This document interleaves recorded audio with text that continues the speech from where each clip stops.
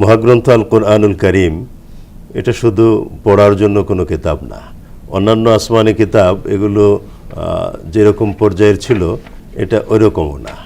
আর সবচেয়ে বড় ব্যাপার হলো ইসলামের সাথে অন্যান্য ধর্ম মত চিন্তা চেতনার যেরকম সম্পর্ক নেই, ওইগুলো পার্সিয়ান।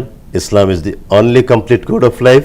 আল্লাহ রাব্বুল আলামিন প্রথমে বলেছেন বিদায় হজের ভাষণ যখন দিচ্ছিলেন রহমতুল্লিল আলামিন মক্কাতুল মুকাররমায়, তখন আরাফাতের ময়দানে, তখন আল্লাহ তাআলা কোরআন কারীমের সূরা মায়েদার ৩৫ নম্বর আয়াত অবতীর্ণ করলেন, আল ইয়াউমা আকমালতু লাকুম দীনাকুম ওয়া আতমামতু আলাইকুম নি'মাতি ওয়া রাদিতু লাকুমুল ইসলামা দীনা।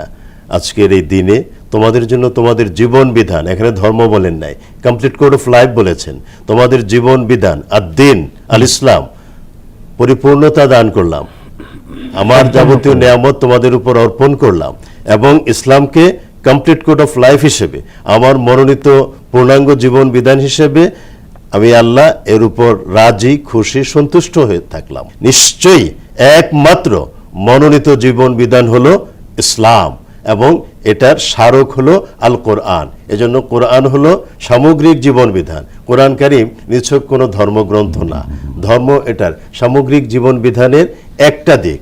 যেমন আমাদের ব্যক্তিগত জীবন, পারিবারিক জীবন, সামাজিক জীবন, রাজনৈতিক জীবন, আন্তর্জাতিক পরিমণ্ডল, আইন, বিচার, প্রশাসন, কি নাই এতে সব আছে।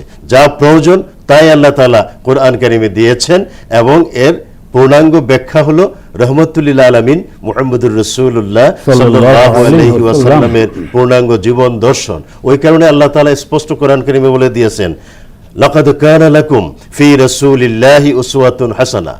সুবহানাল্লাহ। সুতরাং এখান থেকে আমরা বুঝতে পারি আল কোরআনুল কারীমের সাথে দিনের যে নিবিড় গভীর সম্পর্ক এবং কোরআন কারীম রমজান মাসে অবতীর্ণ হওয়ার কারণেই রমজানের মর্যাদা অন্যান্য 11 মাসের চেয়ে আল্লাহ তাআলা ব্যাপকভাবে বাড়িয়ে দিয়েছেন এবং সেই মর্যাদাটাও নির্ভর করে যার তাকওয়ার মানদণ্ডে যিনি যতটুকুন কোয়ালিটি ধারণ করেন তার মর্যাদা আল্লাহ তাআলার কাছে তত বেশি এবং মর্যাদার মূলে হলো এই আল কোরআনুল কারীম।